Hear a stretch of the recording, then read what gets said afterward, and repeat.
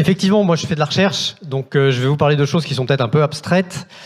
Néanmoins, sachez que l'École des Mines est un laboratoire, est une institution qui fait de la recherche avec l'industrie, et beaucoup des choses dont je vais vous parler sont en fait l'héritage de collaborations passées avec certains partenaires qui sont d'ailleurs aujourd'hui dans la salle, que je salue et que je tiens à remercier, puisque c'est des formes de recherche dans lesquelles on ne dit pas que c'est de l'application, c'est au contraire plutôt l'inverse. Souvent, les questions que vous posez même ce matin, sont en fait pour nous souvent des très très bons stimulus pour aller chercher des choses très originales.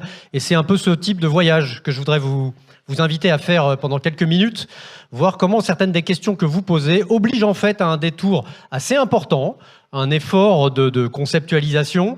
Et puis une fois qu'on aura fait ce petit détour, j'espère pouvoir vous prouver qu'il n'est pas inutile et qu'il conduit à des applications, des implications importantes pour les activités d'innovation et aussi pour nos sociétés. Donc voilà un peu le programme. Sachez que ces travaux sur les questions de conception et d'innovation aujourd'hui ont connu depuis une dizaine d'années, une vingtaine d'années des très forts renouvellements avec une activité scientifique en fait assez intense pour essayer de comprendre quelque chose d'un peu mystérieux qui est qu'est-ce que ça veut dire que penser quand on innove, penser quand on conçoit. Et je vous expliquerai la difficulté. La première chose quand on fait cet effort-là, c'est de se demander pourquoi il faut le faire. Et donc, je vous inviterai à faire le détour d'abord sur pourquoi aujourd'hui, penser l'innovation, c'est un peu différent de ce qu'on faisait autrefois. Puis une fois que je vous aurai expliqué qu'il y a quelques exigences, quelques nouveautés, quelques difficultés, alors seulement on fera la question de la théorie. Alors, qu'est-ce qui se passe aujourd'hui sur l'innovation ? Il faut se rappeler que l'innovation, c'est quelque chose d'assez ancien. Les entreprises innovent depuis probablement au moins 2 bons siècles et vos entreprises sont largement structurées pour innover. Et donc, la vraie question, c'est pas innover, c'est pourquoi aujourd'hui il y a un problème. Or, aujourd'hui, il y a un problème notamment dans les mots. Les 2 grandes tensions qu'on rencontre, c'est transition. Et quand on dit transition, il y a une sorte de piège, on a l'impression qu'on sait où on va.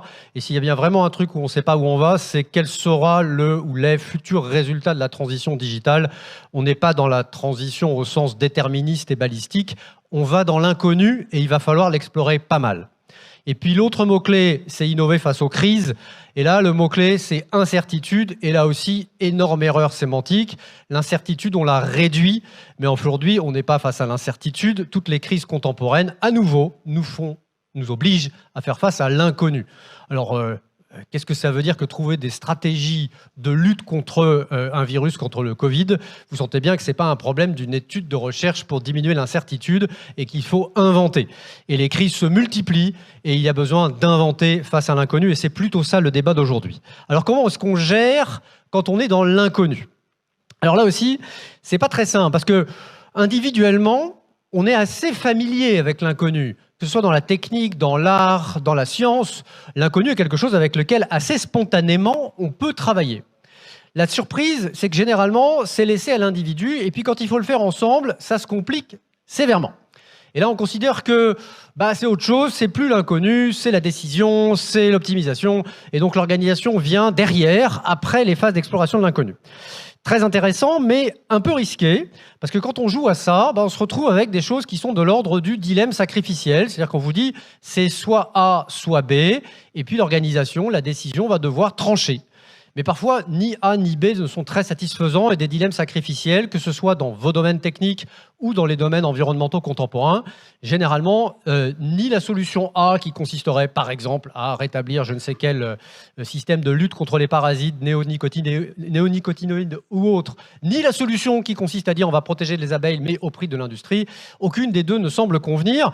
Et donc on est souvent pris dans des situations où A c'est pas terrible et B c'est pas non plus terrible. Alors typiquement, le genre de dilemme, ça donne ce genre de choses. Il y a des tas d'études formidables sur les dilemmes sacrificiels, sachez-le. Voilà, on va vous expliquer que vous êtes producteur d'une voiture autonome et on va vous demander de choisir entre le fait que votre programme informatique, s'il est confronté à la situation suivante, les freins de la voiture lâchent et il n'y a pas d'autre solution que de soit écraser les passants, soit précipiter la voiture contre le parapet et tuer les occupants. Et on vous dit, qu'est-ce que le programme informatique doit choisir? Ça, c'est un dilemme sacrificiel. Alors évidemment, vous vous dites, on peut jouer assez longtemps, la science s'amuse si on peut dire, mais la vraie question c'est, l'informaticien il fait quoi?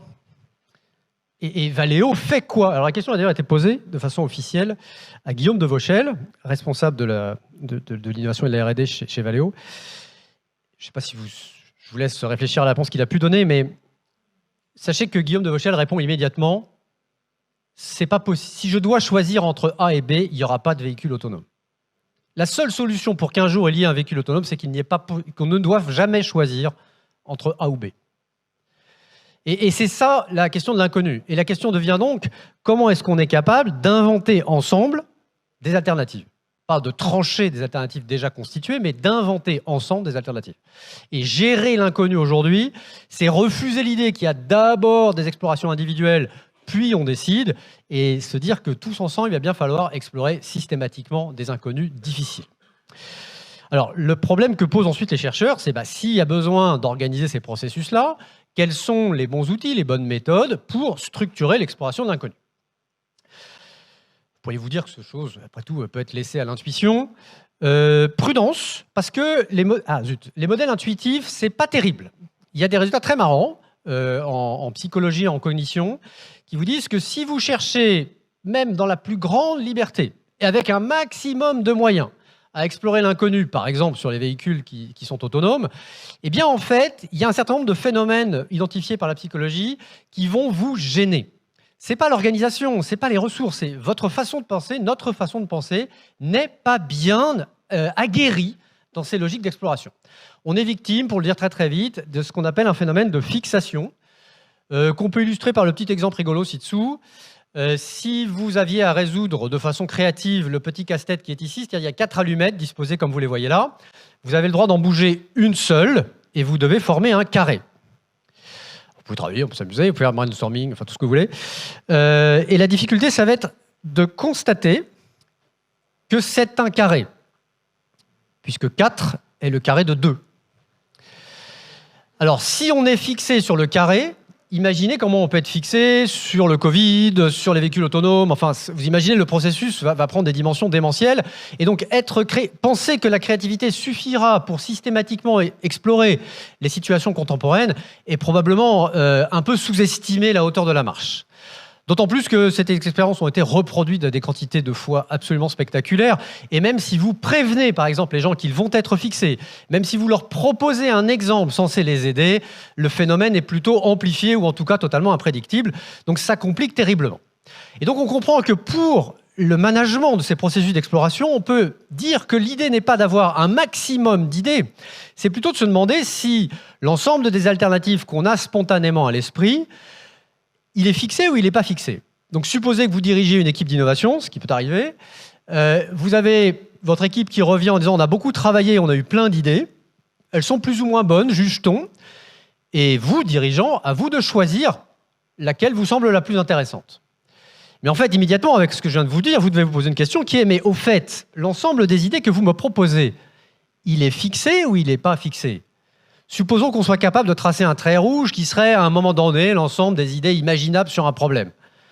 Est-ce qu'on est capable de dire, si on est plutôt dans la situation très favorable où l'équipe a bien travaillé, elle couvre l'ensemble des idées formulables à un moment donné, ou est-ce que finalement, et derrière la quantité formidable d'idées, on n'est pas en fait à peu près toujours dans la même zone? Alors le problème, c'est que la quantité ne vous aide pas à passer de là à là, la variété des participants ne vous aide pas, et donc, il y a beaucoup de solutions simples qui font que c'est très, très difficile d'être ici plutôt que là. Mais en tout cas, on voit que le problème, en termes managérial, si vous voulez, peut être écrit de façon assez simple. Est-ce que, en tant que manager de l'inconnu, on peut voir s'il y a un biais, expliquer la source de ce biais et éventuellement proposer des méthodes pour le surmonter? Le rôle des travaux que mes collègues et moi avons eu le plaisir de conduire, ça a été de se dire, mais la première chose à faire pour aider les gens à travailler, c'est de se demander si on peut tracer le trait rouge. C'est bête, mais est-ce qu'on peut avoir une vague idée sur un problème donné de l'ensemble des idées imaginables à un moment donné? Alors c'est ce que font les travaux en théorie de la conception. C'est ce champ dont je vous indiquais qu'il était plutôt assez vivant aujourd'hui. Et il y a un assez grand nombre de théories de la conception qui ont été proposées et qui s'efforcent d'une certaine façon de tracer le trait rouge. Alors basiquement, comment ça marche ? En gros, les théories de la conception vont faire deux choses simultanément. Elles vont énormément insister sur la nécessité d'explorer systématiquement ce que, Pierre, vous appeliez les imaginaires, le monde des chimères, les mondes à construire. Mais de l'autre, elles vont connecter ça à l'ensemble des compétences et des savoirs disponibles, compétences techniques, savoir-faire, productifs, etc. Et on va articuler le monde de l'imaginaire avec le monde du savoir et le faire avec le maximum de rigueur et de systématisme.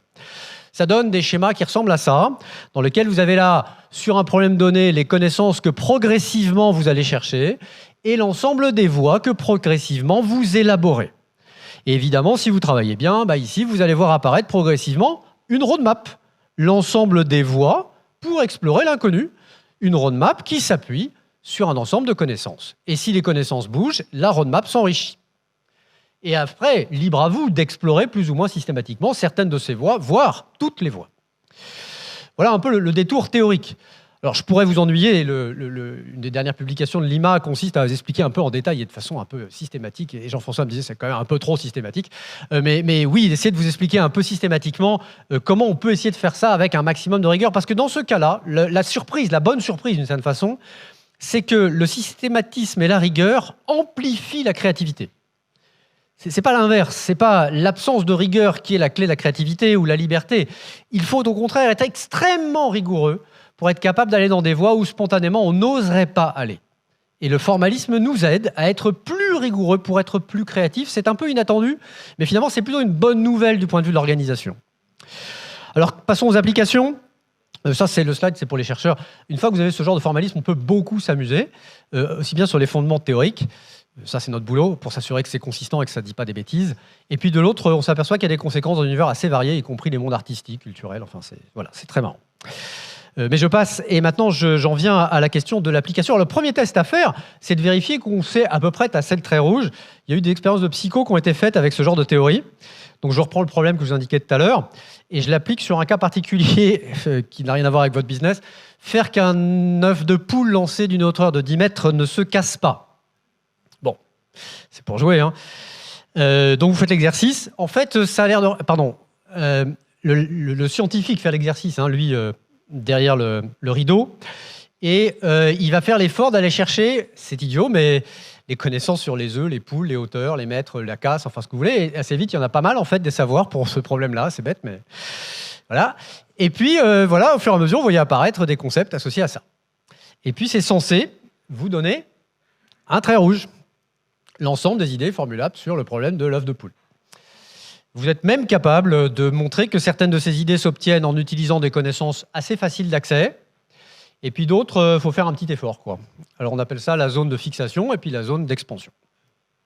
Et la question posée, c'est est-ce qu'à l'aide de ça, vous pouvez diagnostiquer que quelqu'un qui a proposé des idées est plutôt en fixation ou plutôt en défixation?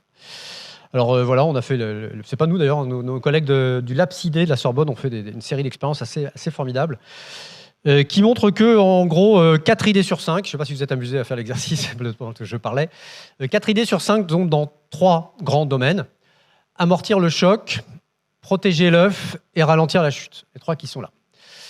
Il faut un peu plus de temps, un peu plus de formation, un peu plus d'exercice et de rigueur, en fait, pour aller sur des trucs du style on va dresser un aigle pour attraper l'œuf. Je vous avais pas dit, mais en fait, c'est sur la Lune. Où certains experts de Thales sont capables de dire si on lance très très fort vers le haut, il devrait ne jamais retomber. Donc, voilà, et vous sentez que ça dépend évidemment des connaissances que vous êtes capable de faire. Alors, il y a aussi des trucs, en fait, comme je n'ai pas tout précisé, il y en a qui vont dire vous lâchez l'œuf, vous le rattrapez et vous prenez l'escalier. Ça marche aussi. Vous voyez, donc il y a une façon de bien comprendre ce qu'il y avait exactement dans l'énoncé qui fait partie de la bonne conception. Où est exactement l'inconnu? Parfois, il est à des endroits un peu inattendus. La suite, c'était... donc, on peut diagnostiquer, voyez, les fixations. L'autre exercice rigolo, c'est est-ce qu'on peut surmonter les fixations? Alors, la réponse est, en l'occurrence, oui, à condition de donner des exemples. Mais il ne faut pas se tromper. Alors, si, par exemple, vous donnez à une équipe l'exemple, une équipe concurrente a proposé d'utiliser un parachute, alors l'équipe à qui vous avez donné cet exemple censé la stimuler va en fait perdre en originalité de façon extraordinaire. C'est très important, hein, l'effet est très étonnant.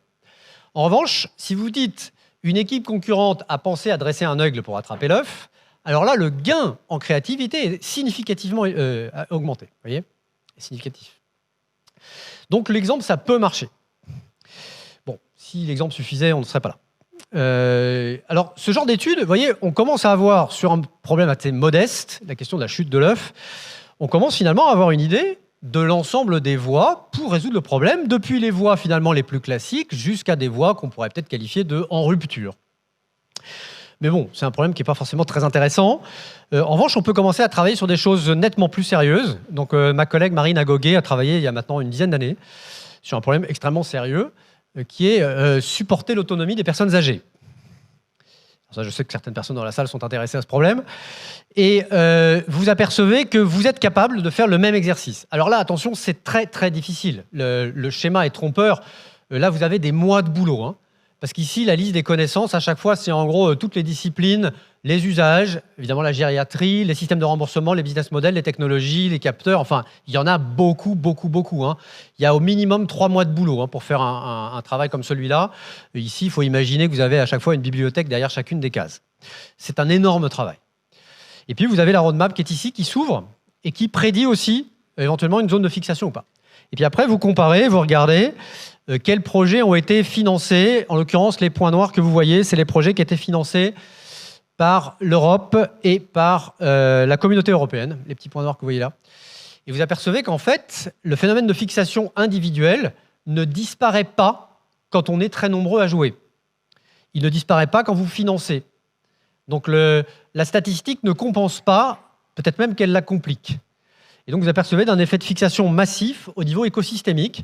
L'ensemble des voies sur lesquelles tout le monde, ou quasiment tout le monde travaillait à l'époque, c'était essentiellement des capteurs de chute pour vérifier qu'une personne qui avait fait un malaise chez elle ne restait pas par terre trop longtemps. Ce qui est évidemment une partie de la solution, mais ne couvre évidemment qu'une toute petite partie de l'ensemble des voies imaginables sur ce problème. Alors vous voyez la forme d'une roadmap dans l'inconnu, cette possibilité de cartographier l'ensemble des voies imaginables sur un problème. Alors toujours pour continuer, non, je voulais pas vous le montrer. On peut le faire sur des problèmes plus techniques. Là, c'est un problème de développement durable énergie sur la valorisation de la biomasse. Même phénomène. Alors, ce qui est intéressant, c'est avec ce type d'outil dont j'espère vous avoir montré qu'il pouvait avoir un intérêt, vous pouvez ensuite l'utiliser dans les entreprises. Beaucoup des applications de ce genre de théorie ont été faites dans les directions de l'innovation qui sont venues compléter souvent les équilibres entre recherche et développement et qui ont systématisé dans beaucoup de vos entreprises ce mécanisme d'exploration avec un certain nombre de succès impressionnants. J'aurais pu mettre la SNCF, mais Renault, Thales et d'autres ont poussé très très loin, non pas la théorie, mais le développement de méthodes adaptées à leur culture d'entreprise, à leurs produits et à leurs compétences. Avec des succès très, très importants. Là, je vous ai mis les 2 premiers avec des prix de design reconnus mondialement. Alors, maintenant, je vais vous montrer une dernière application qu'on a vécue parce qu'on a l'impression que la roadmap, ça prend beaucoup de temps, que c'est quelque chose qui nécessite des explorations extrêmement importantes et qui pourrait finalement ralentir l'action. Or, beaucoup des situations que nous vivons, transition, crise, etc., exigent aujourd'hui une sorte de réactivité et d'action dans l'exécution. C'est-à-dire qu'on est en même temps en train d'essayer de résoudre le problème et de se projeter dans le futur. Et c'est cette combinaison-là qui est souvent extrêmement difficile. Il s'est trouvé que nous, on s'est nous-mêmes trouvés en situation d'agir. Et du coup, en tant que scientifique, on a pris une sorte de retour, de regard sur notre propre action. Et donc, on a eu l'occasion de travailler face à la crise pour essayer de résoudre un problème. En l'occurrence, il s'agissait de trouver en toute urgence des pousse-seringues électriques pour équiper des lits d'urgence qu'il fallait ouvrir sous quelques jours pour l'AP-HP, les hôpitaux, l'assistance publique aux hôpitaux de Paris. On a eu un coup de fil de l'AP-HP nous disant, voilà, on était le 21 mars très exactement, on sait que dans 8 jours, la région parisienne sera débordée, c'est le 21 mars 2020, hein, donc c'est la première vague. On ignore à peu près tout de ce que c'est que le Covid. On sait juste que le Covid est à ce moment-là en Alsace et qu'il sera sous 8 jours, c'est sûr, sur la région parisienne et que ça va être une déferlante sur les hôpitaux parisiens. On a quelques jours pour ouvrir 1000 lits de soins intensifs. Un lit de soins intensifs, il y a plein de problèmes pour ouvrir un lit de soins intensifs et en particulier parmi tous les problèmes que vous avez ce genre de dispositif, ça s'appelle des pousse-seringues et ça permet d'injecter des médicaments de façon extrêmement précise pour soigner des patients qui sont en réanimation. Il en faut au minimum 5 et même plutôt 10 pour un lit Covid. Ça veut dire qu'il faut en trouver 5 à 10 000. La France en achète à peu près 500 par an. vous imaginez, hein, c'est juste absolument démentiel. Et la Terre entière cherche du pouce 5 en plus. Donc c'est quand même assez compliqué. Et la question qui est posée à nos équipes, c'est est-ce que vous pouvez aider à trouver une solution? Et en particulier, est-ce qu'il serait possible de produire, par exemple, le pouce seringue électrique par impression additive, puisqu'on est une école d'ingénieurs, c'est une technologie qu'on examine d'assez près, et donc effectivement, on est obligé de s'intéresser au sujet. Alors, c'est une situation organisationnelle qui est à la fois très étonnante et en même temps pas tant que ça. Très étonnante au sens où il y a une mission extrêmement claire, mais, alors je ne sais pas si vous y reconnaîtrez, mais il n'y a pas de délégation d'autorité, pas d'action planifiée, même pas vraiment de stakeholders pour donner une direction claire. Hein. On rencontre les responsables de la PHP, mais de façon un peu vague. Et paradoxalement, pas vraiment d'obligation de résultat, parce que de toute façon, c'est tellement la panique, si vous voulez, à l'époque. Je ne sais pas si vous vous souvenez comment c'était, mais c'est très, très impressionnant, que finalement, c'est une situation assez... chacun essaie de faire des choses, quoi. Et bon, alors, évidemment, pour nous, ça nous a paru un peu étrange. Et puis finalement, quand vous discuter avec un responsable d'usine ou un responsable de marketing ou un responsable de DSI, parfois ça peut se produire un peu comme ça, donc c'est pas si éloigné de la réalité. Et le point qui nous a troublés, c'est face à ce genre de choses, on a l'impression qu'il y a besoin de foncer dans une certaine direction. Or, si vous analysez la situation, en fait, vous êtes confronté à un inconnu massif. On ne sait pas ce que ça veut dire que de faire face à la pénurie de pouces seringues électriques. En fait, nous-mêmes, d'ailleurs, on ne sait même pas très bien à quoi ça sert à l'époque. Donc c'est un peu difficile comme tâche. Et donc, on applique nos propres méthodes. D'abord, on essaie de comprendre la situation et empiriquement, assez vite, ce qu'on constate, assez vite, ça veut dire en heures, hein, parce qu'on n'a quand même pas un temps fou devant nous, on constate d'abord que vous avez plein d'acteurs qui travaillent, mais ils sont assez éparpillés. Vous avez le central à PHP, vous avez bien sûr tous les hôpitaux qui bossent, les fournisseurs qui travaillent, les écoles d'ingé, les écoles veto, enfin, il y a beaucoup, beaucoup de monde sur le pont, mais très, très, très dispersé. Et quand vous regardez un tout petit peu le type des raisonnements qui sont conduits, c'est notre boulot, vous apercevez qu'il y a en fait assez peu de concepts qui sont explorés. Ils n'ont pas beaucoup de connaissances pour les soutenir, et puis il y a quelques connaissances flottantes qui ne trouvent pas d'application en concept. Donc on est dans un monde en fait assez pauvre en imaginaire, et avec assez peu de connaissances mobilisées, parce que tout le monde considère qu'on n'a pas le temps. Nous, notre boulot, ça a été de se dire, s'il y a un truc qu'on peut faire, c'est au moins consacrer un peu de temps à essayer de fabriquer, si vous voulez, ce référentiel. Et donc assez vite, notre boulot, ça a été d'agir à l'intermédiaire ici et de connecter un maximum, mais pas connecter au sens donner des numéros de téléphone, connecter au sens où sont les imaginaires et les références à explorer et où sont les connaissances. Parce que certains avaient des bonnes idées, mais n'avaient pas les connaissances, certains avaient les bonnes connaissances, mais pas les idées. Et donc au fur et à mesure, on a rétabli, si vous voulez, cette situation-là. Alors en pratique, qu'est-ce que ça donne? Voilà le genre de choses qu'on peut faire. Hein. C'est pas très compliqué de faire un référentiel CK sur la question des pouces seringues électriques. Alors, comme c'est un problème que vous pouvez peut-être partager, vous allez vite comprendre. Hein. Il y a toute une voie qui consiste à dire il faut au moins récupérer tout ce qu'on peut récupérer. Donc, c'est un problème de logistique. Il y a toute une voie qui consiste à modifier les usages du pouce seringue. Et là, c'est plutôt un problème de pharmacopée, prise en charge des patients et des nouveaux modes de traitement. Et puis, il y a toute une voie qui concerne le système productif du pouce seringue, avec un ensemble de voies qui vont de l'impression additive complète jusqu'à détournement d'objets. Certaines voies consistaient, par exemple, à aller voir le roi Merlin et voir si on ne pouvait pas automatiser certains appareils de bricolage. Hein. Tout a été tenté. C'est le jeu, hein, vous voyez. C'est un peu comme la poule qui rattrape l'œuf, ce truc. Alors, une fois que vous avez ça, même pas quelques heures de travail. Mais très vite, vous apercevez, il faut être honnête, que vous ne savez pas. Et le temps que vous allez consacrer ensuite, ça va être à apprendre le plus vite possible sur comment explorer chacune de ces voies et voir qui est capable de les explorer. Et ça, c'est un travail énorme. On a passé notre temps, en gros, à échanger avec un ensemble d'acteurs. À chaque fois, là, vous avez une tête de réseau, en fait. Derrière, vous avez plusieurs acteurs, voire plusieurs dizaines d'acteurs. Et vous voyez qu'assez vite, vous avez les fabricants, les réseaux alternatifs de logistique, les fournisseurs standards, les ingénieurs biomédicaux, les systèmes de maintenance et les brokers de matériel, et ainsi de suite. Je ne les passe pas tous, ça prendrait trop de temps. Et vous allez les croiser. Toutes les croix qui sont là, c'est des croix qui ont été créées par nos équipes. C'est-à-dire qu'au fur et à mesure, vous allez connecter ces gens-là pour que les grandes voies d'entrée que je vous avais indiquées prennent vie. Vous voyez ?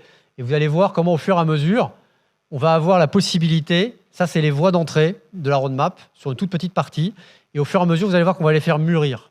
Ils passent du rouge à l'orange au vert en fonction des connaissances qui s'accumulent et qui font que ces voies qui semblaient très inconnues vont progressivement devenir connues et praticables. Vous pouvez même avoir un système de pilotage. Hein. Nous, c'était nécessaire. Il fallait qu'on voit à peu près combien de lits on était capable d'ouvrir avec ça.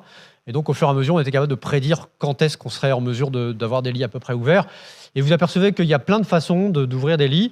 On a vu des pharmaciens géniaux, des chirurgiens extrêmement inventifs.